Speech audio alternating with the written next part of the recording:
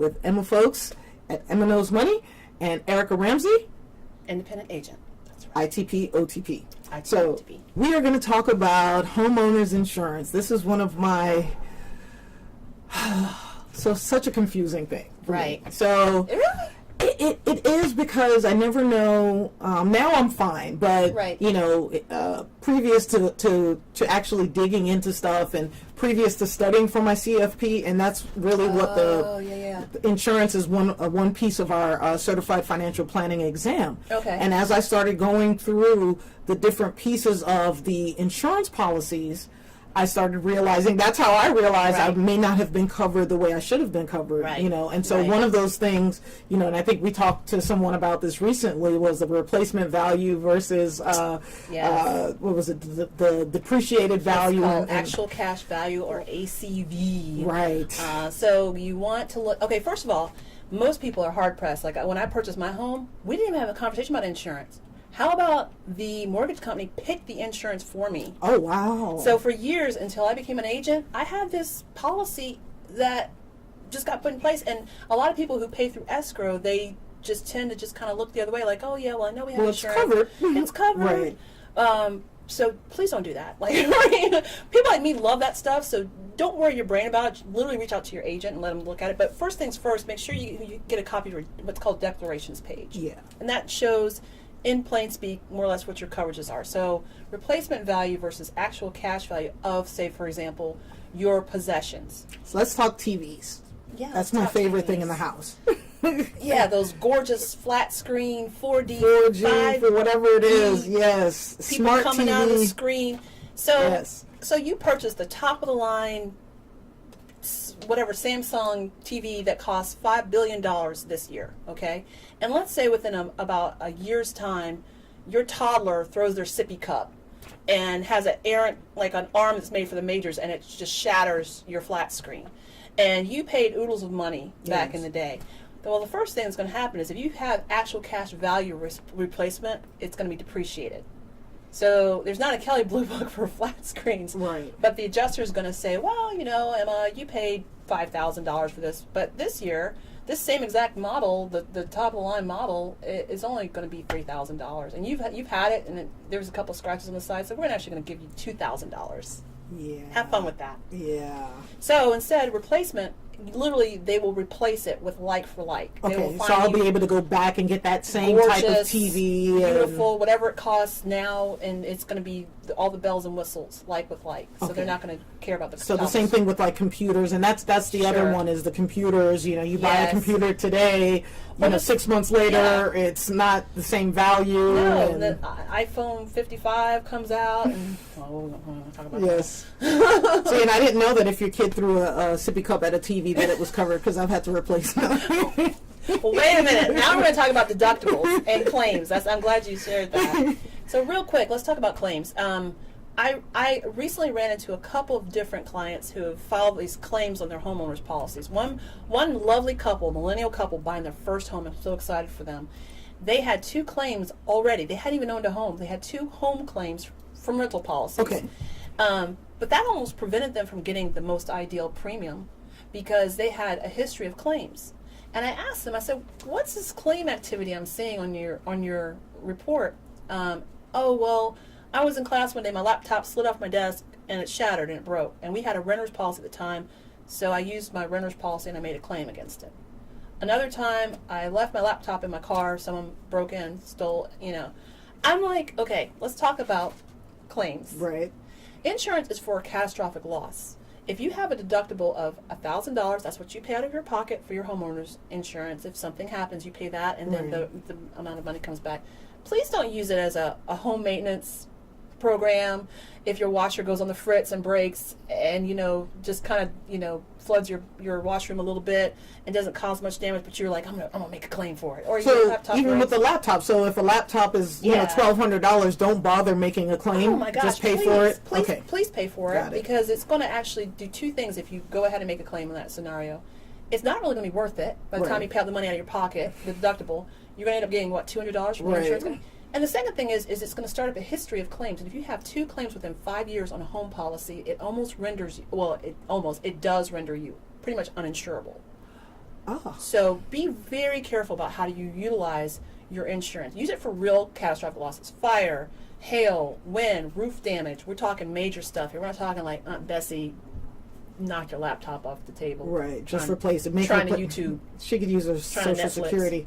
Pay for that. No, Aunt Bessie. So, so let's talk a little bit. You brought up, natural disasters, Yes. right? So here in Georgia, like I left Southern California because of earthquakes. Like I'm a punk, and I'm so afraid of driving on the freeway and it dropping, and That's kind of a big deal. So I moved here to kind of get away from certain natural disasters. Right. But after I got here, shortly after, we're now kind of tornado alley. We're starting to get floods, things like that. We've had an earthquake or two. Right, in the last 18 years or so. So what type of insurances should we have? Flood insurance? Should we have earthquake insurance? I'm so glad you brought that up. So, God, I can go on for days about this. Don't. Okay.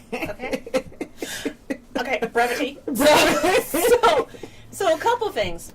Flood insurance. Yes, if you live in a home that is designated being in a flood area, and there's an easy way to find out. Okay. Literally, you or your agent can go to flood.gov, put in your address, and it can literally, more or less, probably it would be better for an insurance agent to do it. And we can determine if you're actually in an area that's prone to flood. Okay? Okay. That being said, I don't want to bore you to tears about the definition of a flood, but a flood is literally outside water that affects 2 or more properties and has, I think, 6 or more inches of water or earth. So that's designated as a flood. But you know what? If I bungled that completely, go to flood.gov and the definition is right there. Okay. But flood insurance is relatively inexpensive here in Georgia. You can easily get a policy for very little if you're not in a flood area. I thought it was like $150 a year or something ridiculous like that. That's for umbrella, but for flood is generally speaking a couple of hundred. 3? Yeah. Okay, maybe I looked it up at one point and just said, but it's administered through the government. Right. So flood.gov. Right. But your agent can write that policy for you. Earthquake is now becoming more of an issue. People are now looking for earthquake coverage. I have a couple carriers that offer earthquake. Okay. So here in Georgia, it's okay to. I mean, I don't want to see. I feel like I don't want to just throw money at an insurance company. But if let's say we do, because the fault line is actually kind of in the shape of a horseshoe, and I don't want to bring fate or Murphy into this. Right. But this is Erica. If I were you, I wouldn't be so concerned about earthquake. However, flood I would be, because the great Austell flood that happened. Yes. Technically, they weren't in a floodplain. Yes, they weren't. Okay, fair enough. So let's talk about. I did bring it up, but let's talk about umbrella insurance. Yes. Okay, so fun fact, kids, Google Hulk Hogan umbrella insurance, and you will have a field day reading about what happened with Hulk Hogan's family. Umbrella insurance is how you can increase your liability protection against exposure, $1 million starting liability for very little money. So this is the $190 or $120 a year. You can get $1 million umbrella policy that literally umbrellas over your home, your auto, your toys. And if you have kids and that are young drivers, it is a must-have. If you have anything, honestly, if you have a home, if you're a first-time home buyer, anybody really honestly should have an umbrella because it's so inexpensive for so much protection. But Google Hulk Hogan insurance policy. You'll read a very interesting story. I can't wait. So let's talk about a couple of things that I know people like to do for their kids in their backyards, and trampolines and pools with diving boards. And here we are in Georgia, and we love our recreation. Yes. And so it's hot almost 70% of the time. This winter you probably had kids jumping on trampolines in your backyard. Right. But here's a couple things to keep in mind. So yes, there are a few carriers that immediately will disqualify you from having a home policy for having a trampoline. However, I have a couple of carriers, and they're very well known A+ rated carriers that will write it as long as it has netting. I was going to say, if there's a fence around it or that gate or something around it, and there's netting, and you meet those specifications, they have no problem with it. Same thing with a pool. We love our pools here in Georgia. Come on now. But we're going to make sure that there is a fence around the pool, and we're also going to make sure there is not a diving board. That is one of the bigger no-nos. And if there is a diving board, there may be a carrier, but I won't have one available for you. What about slides?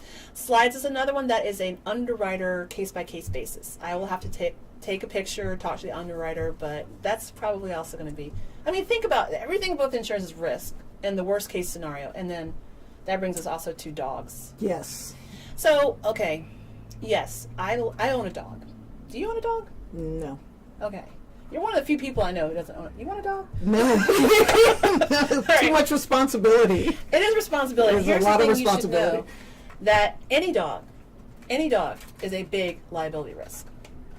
Any dog. Any dog. I'll paint a picture for you. So let's talk about first a snapshot. There's the common breeds that insurance policies clearly say we will not insure. I have some carriers that will insure these breeds, but most of them will say we will not insure, the ones that have the bite history for sure. Like the pit bulls. And the ones that have the reputation, okay. that breed, or pit bulls, Akitas.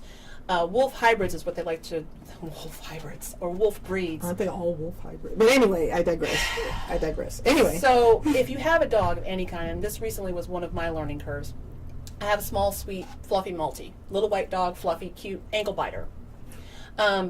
This little dog is very sweet to people, but if he was aggressive, it could be a problem where if he even so much as nips you and breaks skin or draws blood, that establishes a bite history. And then you could be dropped by your insurance carrier. Dropped. I've also had two, not myself personally, but two friends who have been sued for quote-unquote dog bite claims, where the dog was minding its own business in its own yard. The person trespassed, wasn't even a friend of theirs. The dog nipped the person, broke the skin, and that was constituting a dog bite claim. And one of them just paid out for the $250,000. So dogs, period, are a liability. That's not me saying don't have a dog. That's just me saying be aware of your dog and what your dog fears and how your dog acts, and if your dog should be, kept inside. Now, what about people who board rescue dogs? That's one that, again, reach out to your insurance agent. Be honest, because almost always when I write a home policy, they're going to come out and inspect the property. What I don't want to have happen is a surprise. So if you're honest with your insurance agent, we are knowledgeable usually about the carriers that are dog friendly, and we also can communicate to underwriting and put notes in the policy. This person takes in this breed of dog. These are the things, the considerations they take, the precautions they take to protect the dogs and the people. Okay. So just be honest. Just let people know. Just let the insurance agent know that that's what you're doing. And also I'll advise you. I'll be like, probably not the best idea to leave the aggressive breed of dog outside in a run close to the daycare. I'm just saying. And daycares. Oh, yeah. Yeah, let's talk a little bit about daycare. So you've got your retiree or, someone who got laid off and they're trying to figure out what to do. So home business, the easiest thing to do in my neighborhood would be, hey, let me open a daycare. Daycare is constituted, daycare in your home begins with the fourth child. So even your own fourth child? It could or be 4 children that you're watching. 4 children that you're watching. Okay, got it. So if you have 4 children in that home, that's a business. Okay, so from babysitting, the fourth kid, from babysitting, it's now daycare. It's now a daycare. Okay, got it. So reach out to your agent. There's actual policies that will make allowances for daycares, and making, you also want to make sure you have your business liability in place for that. But we know how to handle that situation. But again, be honest. Right. Don't hide Junior underneath the table. Oh, that was just the neighbor's child that's running through. No. Not going to work? Okay. No. So when we come back, we want to do some millennial tips and then we'll do, we'll do some millennial tips when we come back. We'll be back after this message.